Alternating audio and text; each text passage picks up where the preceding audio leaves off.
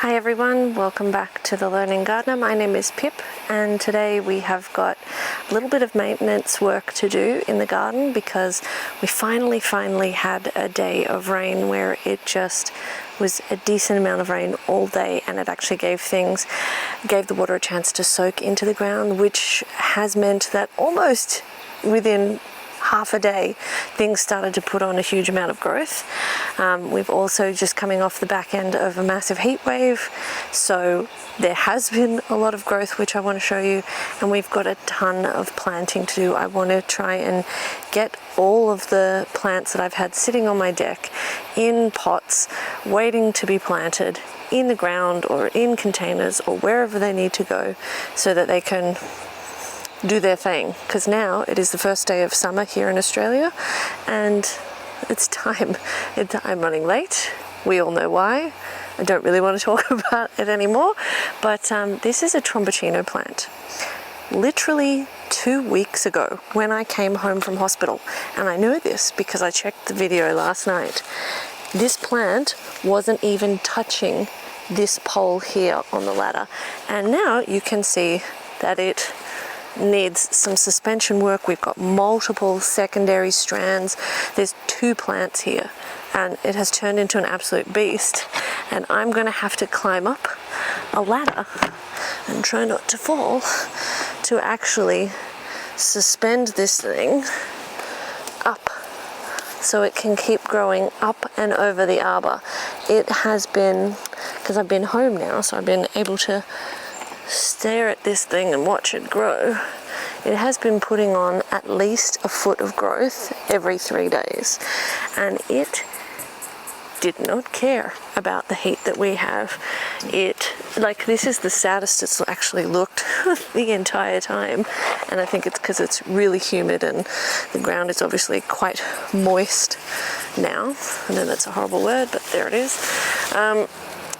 But it is absolutely massive. And what was interesting to see is yesterday when I came out in the rain, not only did I discover, which I'll show you in 2 seconds, how much growth the actual squash on this thing have put on in 2 days, but also there were like Christmas beetles and other bugs taking refuge underneath the leaves, which was just lovely to see. So this squash was, no joke, about this size 2 days ago, and it has just turned into this huge snake of a squash. So it'll be interesting to see how big these actually get in real life, how many of the many squash that are on here at the moment thrive, and it'll be interesting to see after all that rain how long it takes this to actually turn into a giant trombone. And as you can see, there are loads and loads of squash all over this plant. There are teeny weeny ones in the making, but they're literally covering this beautiful plant, and hopefully soon it will cover the arbor.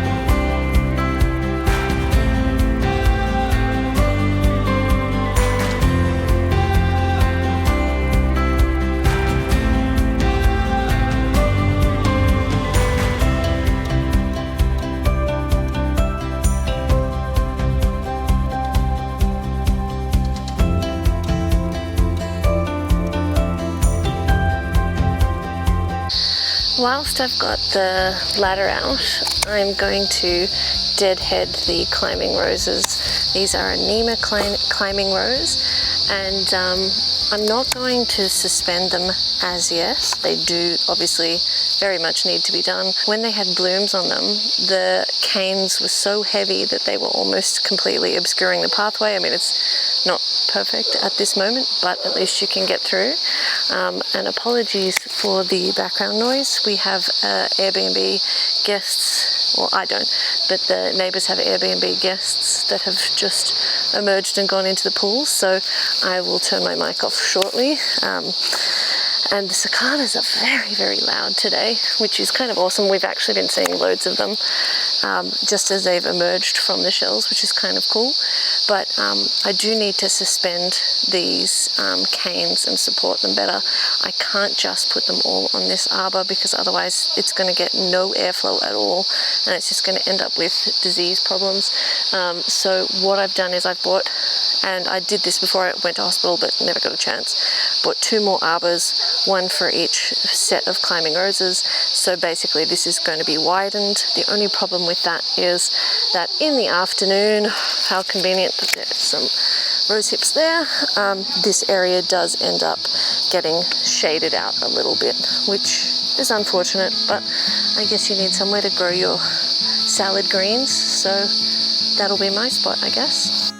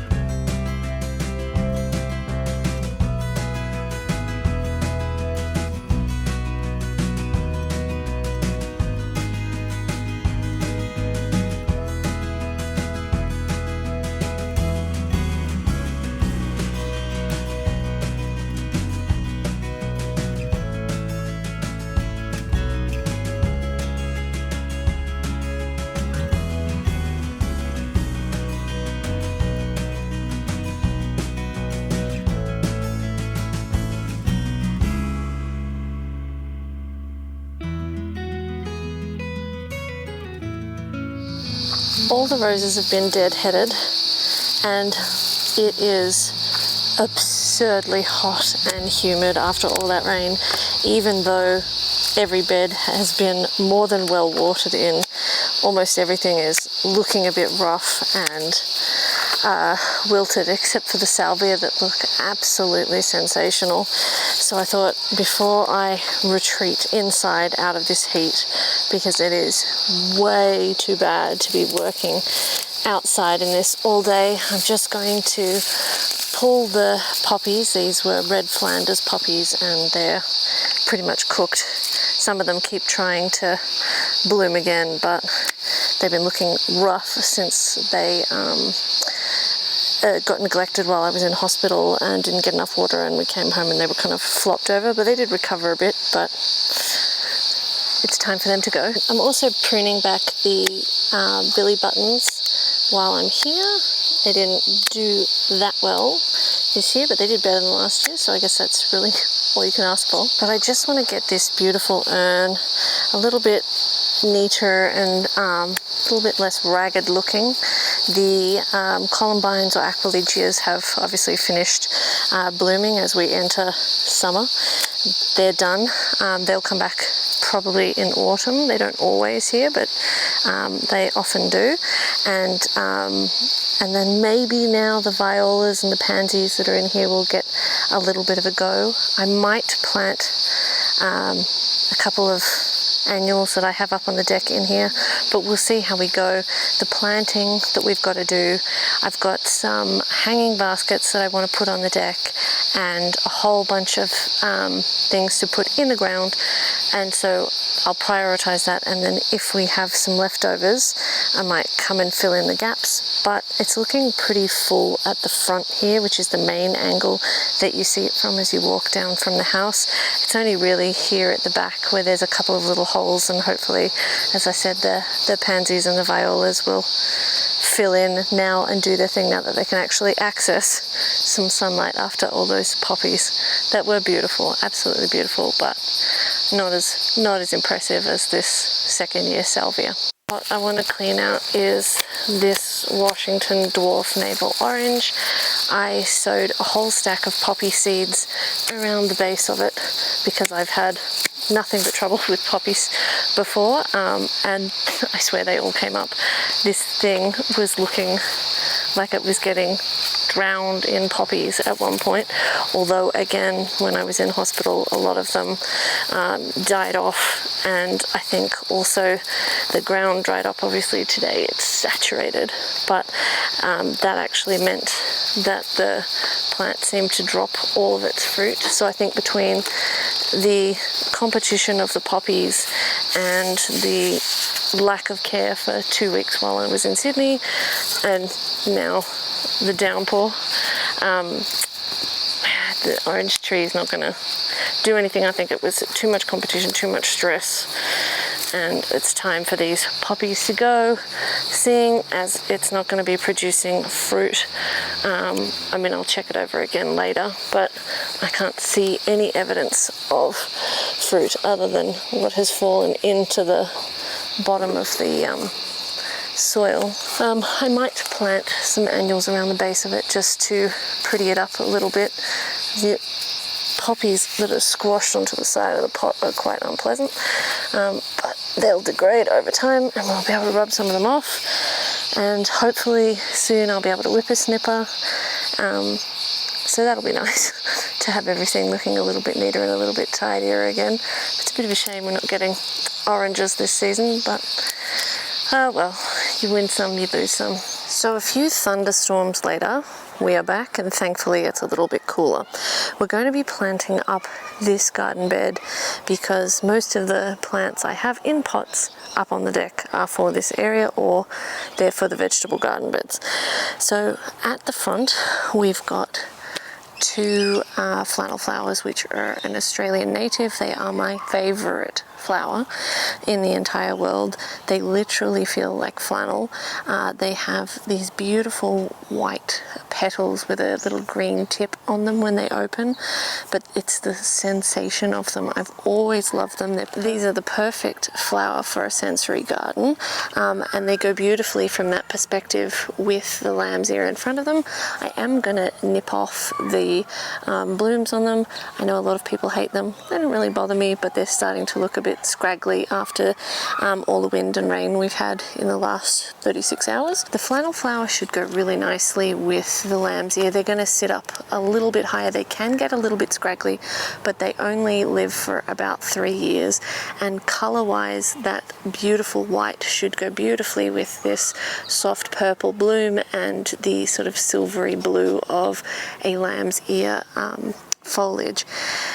In terms of starting these flowers from seeds, I've never been successful. When I've talked to the Australian native nursery that is near where I live, they say that you've got to germinate them with smoke water. It's not the same as a lot of Australian natives that actually need to go through the process of a bushfire in order to reproduce or germinate, but it does need an element of like smoky, charcoaly water to germinate them, and it's too hard.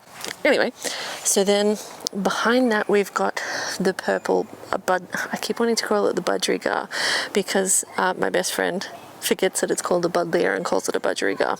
But we've got the purple buddleia, which has been drawing butterflies to it like crazy, which I am in love with, but it does need a little bit of a tidy up. But I'm going to be removing very few blooms because I really want the butterflies and the bees to continue enjoying as much as possible.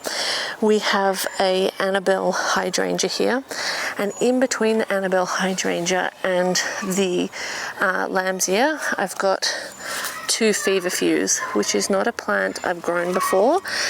It says it is a full sun to part shade plant and that it gets 1 meter high by 80 centimeters wide. And so that should fill up this area. From what I understand, they're a biennial, which means they'll die back after 2 years. But it's the blooms that I want for flower arrangements. So hopefully that should be fairly happy in this place because it'll get at least 6 hours of sun in this spot, and they look like they're a really cute daisy. And at least if they end up being too big for this area by the time the hydrangeas fill in, they're only going to be lasting for 2 years anyway, and then they're gone. Same goes for the flannel flowers, which are only going to last for 3. So at least if I haven't done my space alignment correctly, it's going to correct itself within a few years anyway, and that's something I really struggle with. I want it to look full and amazing now, but I do also like the organized, controlled, can see mulch look, but I want to maximize my planting space. I'm in a suburban area, so I'm limited on space, and yeah, I want to make the most of it and jam as many plants in as I can, but I've got to remember that these plants are going to mature. So to that end, we have an Echium back here, which should get to be pretty sizable, but I have read that in Australia they only live for a couple of years. We have a snowball viburnum, snowball viburnum, snowball viburnum, which basically look like hydrangeas. But I have limped these along in pots for 2 seasons now, and all of a sudden they've put on like 2-3 feet of growth being in the ground, even though they're not established. They haven't been there for long. So I decided to bring the last snowball viburnum I have, and I'm going to move the lemongrass that's in a pot here and just shove it back against the wall. The lemongrass is only over here because there is a snake that lives in here, and lemongrass is supposed to deter snakes.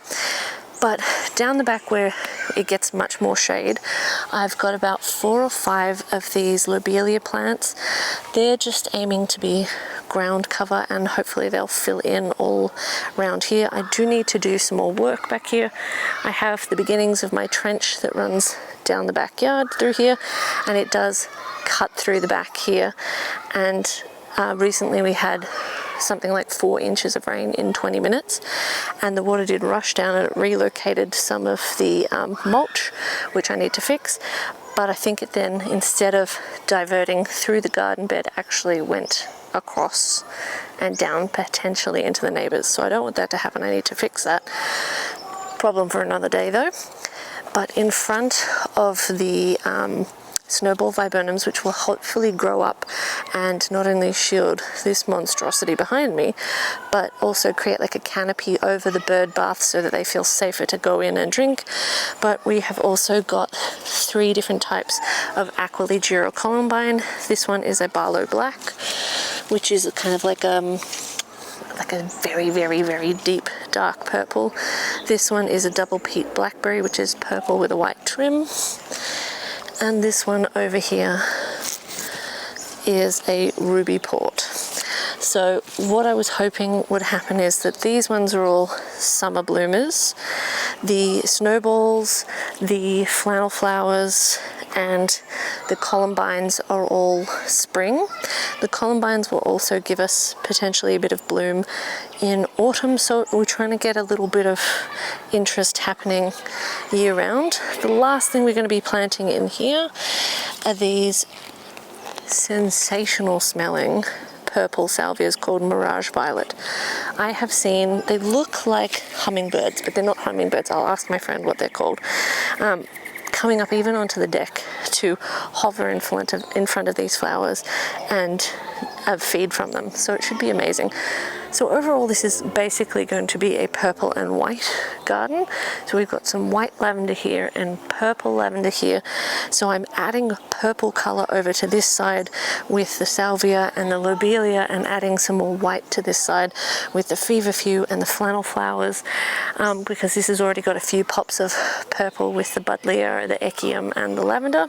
That being said, the lavender that is planted underneath 2 apple trees will come out shortly. I was going to trim it back, but it's already started to bloom again by the time I got out of hospital. But they're woody as, so once they've bloomed, I'll pop them out. So that's what's going in here. My best friend's beautiful children brought down some bags of soil for me to use in this area, because underneath this is all recently laid cardboard. Anyway, beautiful kids have brought the soil down for me.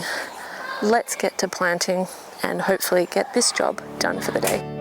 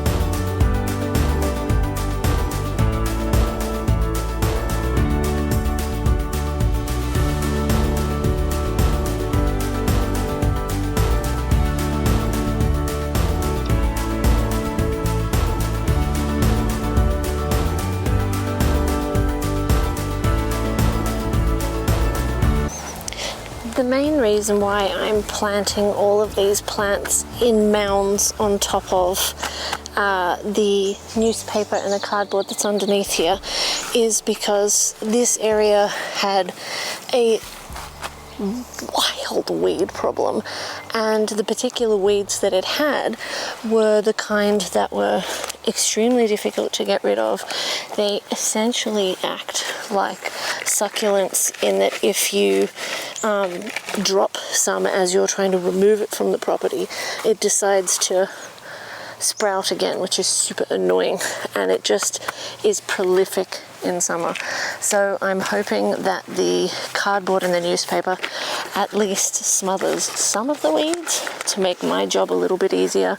And I know that eventually the cardboard and the newspaper will break down. That will add carbon to the soil, which is always nice, and eventually the roots of these plants that have been planted here will penetrate the cardboard as it breaks down. So I could already see the roots of the buddleia actually spread out along the top of the newspaper that's underneath the flannel flowers. So I know that they're not that far from breaking through the surface and having access to the ground below. So hopefully we will be able to maintain some weed-free factor by having smothered some weeds out before we planted on top of the cardboard and the newspaper. I did actually spot a few white ants in the mulch as I pulled it back. Not many, but some. So there is a place down the side of the house that I had put mulch that I've been planning to remove because I was like, white ants.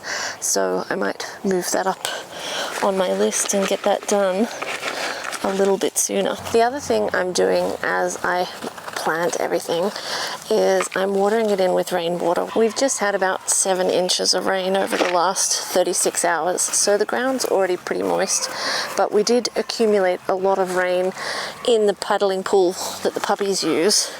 And in that, we've also accumulated a huge number of mosquito larvae and one mummy spider with baby spiders on her back, which I was less thrilled about than the mosquitoes. That being said, I am definitely not thrilled about the mosquito larvae at all, but I can't lift that paddling pool to empty the water out and get rid of them. So spider was number 1 problem, mosquitoes number 2 problem, but both needed to be gone because spiders freak me out, especially when they're wearing a backpack of baby spiders. No thank you. The ground is absolutely sopping wet here, and that is making the mulch quite hard to pull back. But we've got enough space to pop one of the feverfews here, so that's what I'm going to do now.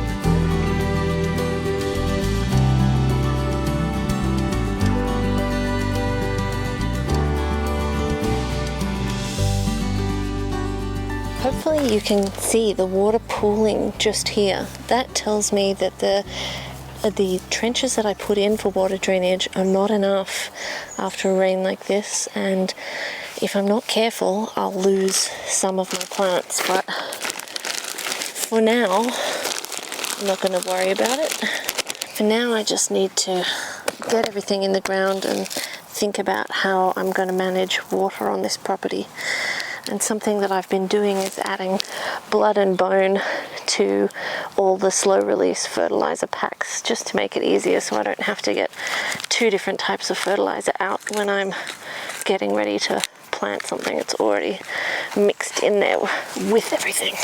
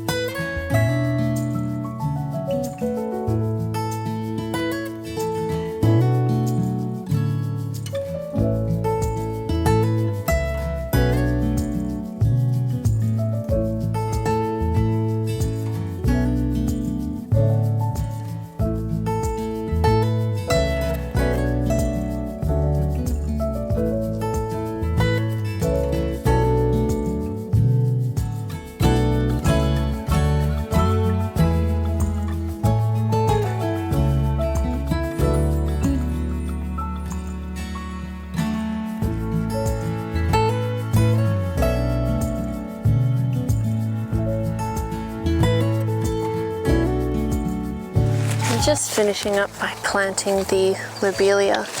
I am completely drawn to these plants whenever I see them because they have that kind of purple blue that is almost like a colour that glows when you see it in the garden.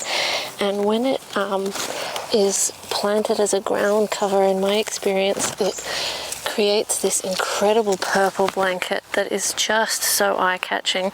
And it does suppress some weeds because it is planted, comes up so densely. It doesn't prevent all of them, but hey, if we can prevent some of them with something beautiful, then why wouldn't I? So I'm just going to get these 5 lobelias into the ground, and then this garden bed is all done and it's looking amazing.